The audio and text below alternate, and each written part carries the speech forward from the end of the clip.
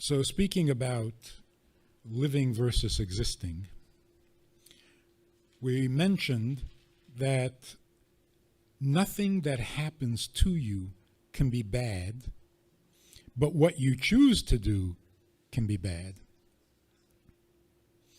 Just like you can't have a bad tree. You can have a diseased tree. You can't have a bad tree. Only a human being who has freedom of choice can do something bad, which means choosing what you should not have chosen.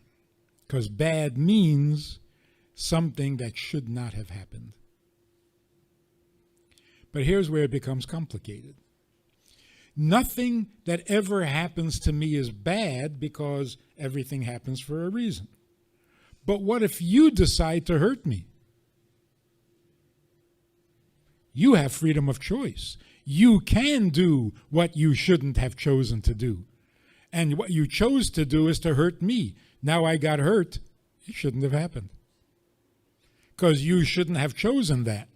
So the pain that you're giving me should not have happened because you shouldn't have done that. So we're back to the problem again.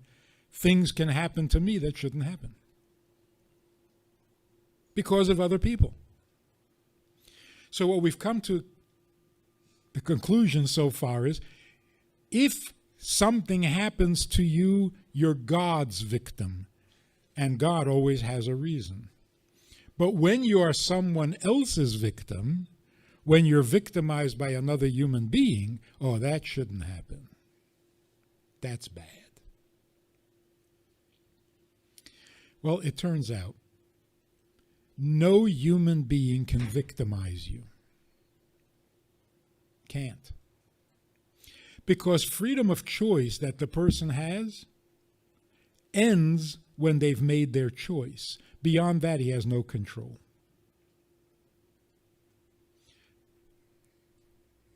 Could you repeat that? I think so. Freedom of choice means you can choose to be bad. Will you succeed at being bad? That's not in your control. Once you let go of the arrow, you have no control. So if you decide to kill somebody, and you point the gun and you pull the trigger, that's it. Your freedom of choice is over. Will your victim die? That's not up to you. God decides that. So if you decide to kill somebody and you shoot at them but miss, you're a murderer. You just can't shoot straight.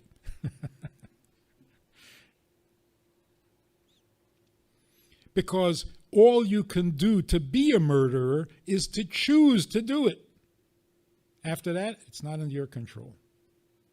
So sometimes the victim will die, sometimes he won't die. Who determines that? Not you. Like the gang that couldn't shoot straight. You decide to rob a bank, you get in the car, you drive off to the bank, and you get stuck in traffic. Are you a bank robber? Yes. Did you rob a bank? No. Because you're not good at being bad. You're not as talented as you think, but you're bad. So freedom of choice means literally that. You are free to choose. You're not free to do whatever you want to do.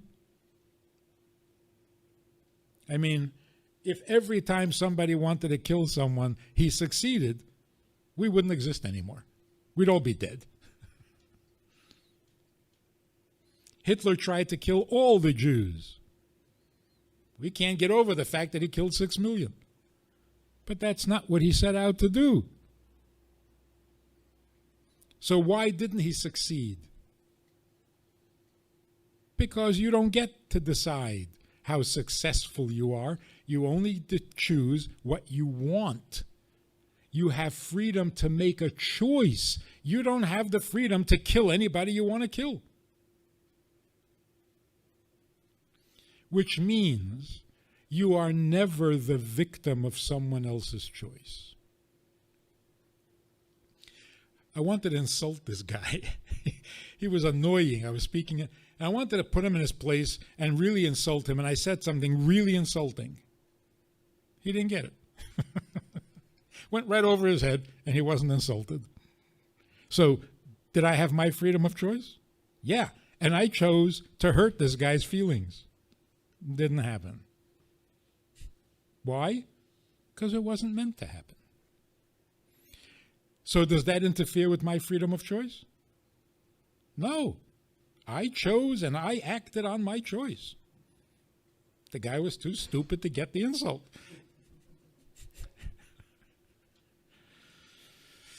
So, even when you try to hurt yourself, some guy decides to kill himself. He goes up to the 87th floor of the Empire State Building. True story.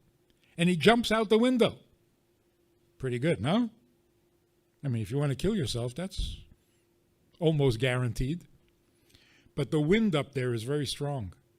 It blew him back against the building, and he landed on the windowsill of the 86th floor. Had a really bad headache.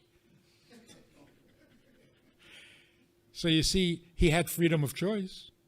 Chose to kill himself. Not today. Ain't going to happen. Because God decides the outcome of your choice. You are never the victim of another human being. Joseph's brothers sold him into slavery. He turned out to be the viceroy of Egypt. And they come down and they realize that it's him, and they're sure that he's going to take revenge. And he says, I'm not even angry at you. Yeah, you made bad choices. That's your problem. But what happened to me, that was my fate. And it all turned out good. So you get your act together and worry about your bad intentions, but I got no complaints. In other words, what happens to me is not a direct result of what you chose. And we have this experience every day, 10 times a day. You think you're going to do something, it doesn't turn out that way. So who's in charge? And if God is in charge, does that mean you don't have free choice? You have exactly that, free choice. Now, if you want to use your free choice properly, somebody hurts you.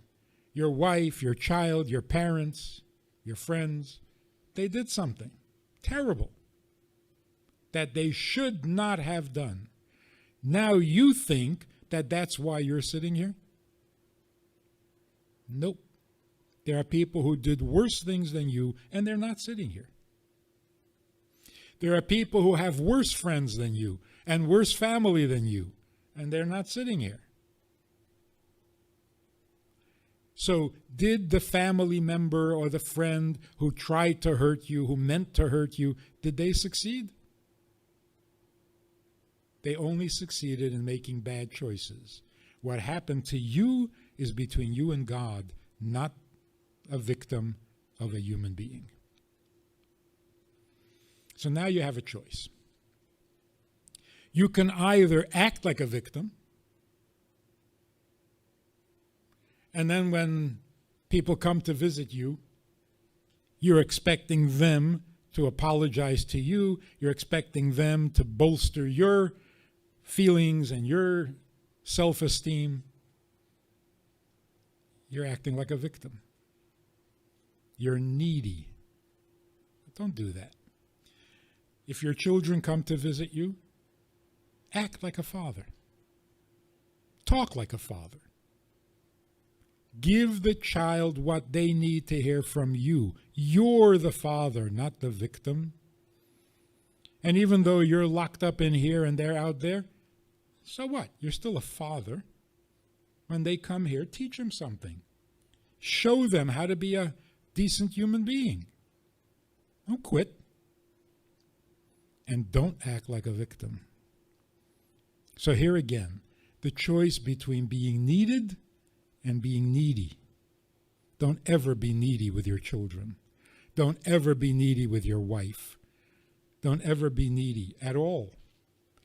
Under all circumstances, take the position of the giver. You can make a difference for them. Be a role model. That sounds strange? You're sitting in here, you're an inmate, you're being punished for your crimes, and you're a role model? Yes. Yes. And when you act like a role model, you're even greater than the guys out there. Because you're not letting your existence rob you of your life.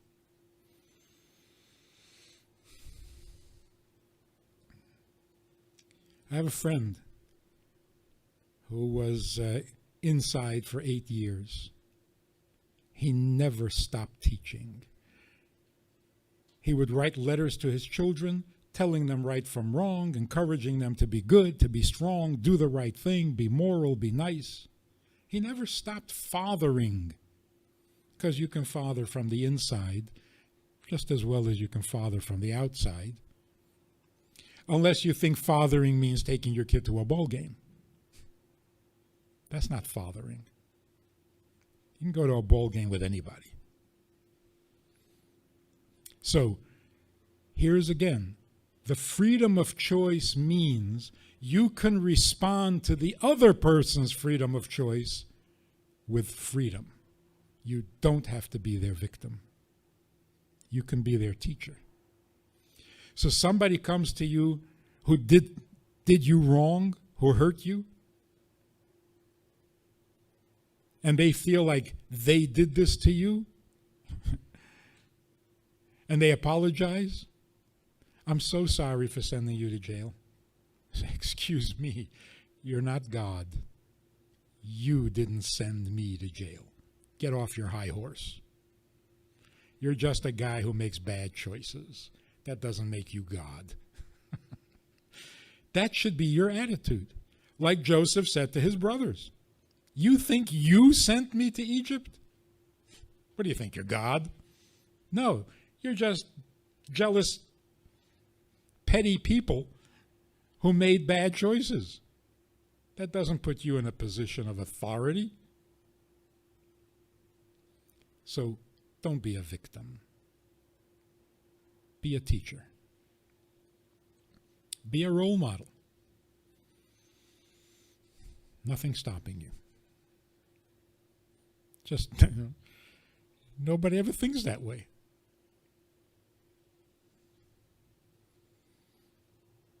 So surprise your visitors. Next time they come, walk in with a different attitude. Hi, what can I do for you? They'll be impressed. And what can you do for them besides be a role model? And what more do they need from you besides being a role model? So how do you get to like the people you love, but they hurt you? And so it's very hard to like them? That's only if you think they're God. They're not. They're just people, maybe even weaker than you.